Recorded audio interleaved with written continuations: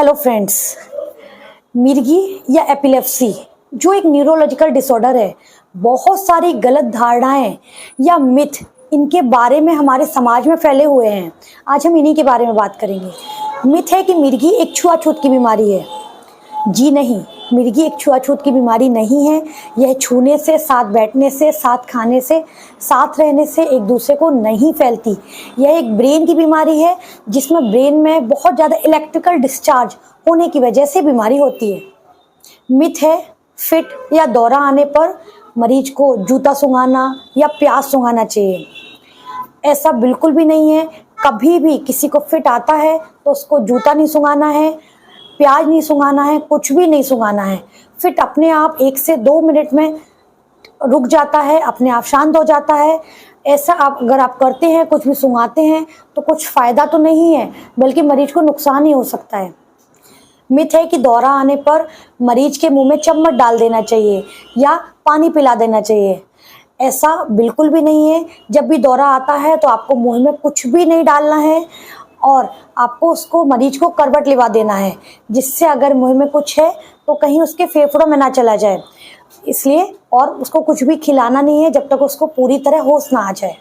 Myth है कि दौरा आने पर मरीज के हाथ पैर खींचकर उसके झटके को रोका जा सकता है। जी नहीं, ऐसा बिल्कुल भी नहीं है।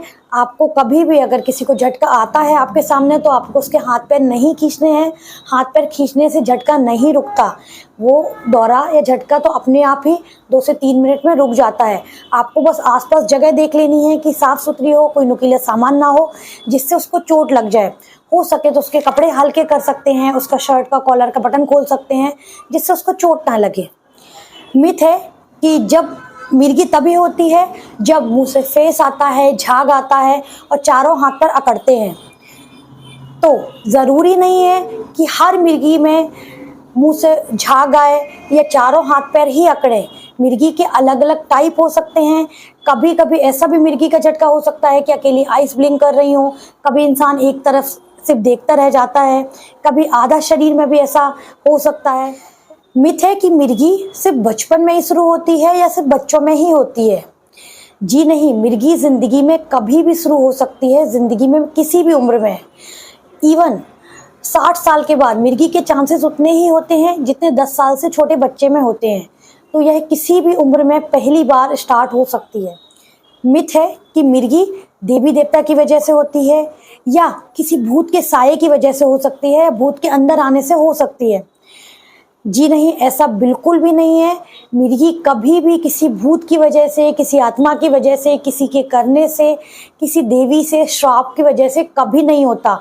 यह एक बीमारी है, ब्रेन की बीमारी है, जिसके लिए बहुत सारी रिसर्च हो चुकी है।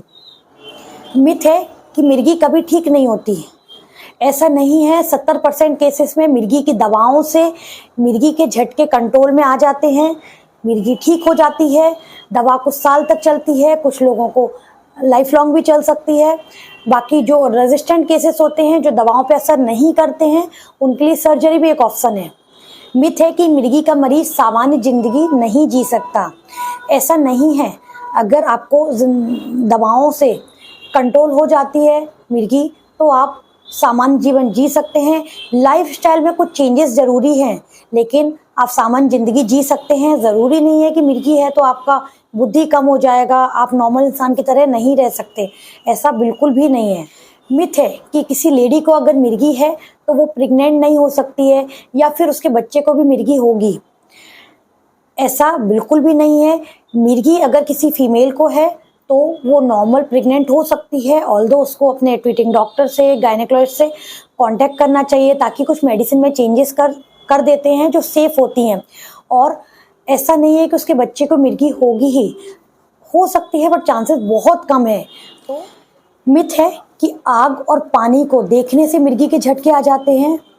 जी नहीं, ऐसा बिल्कुल भी नहीं है। आग और पानी को देखने से झटके नहीं आते।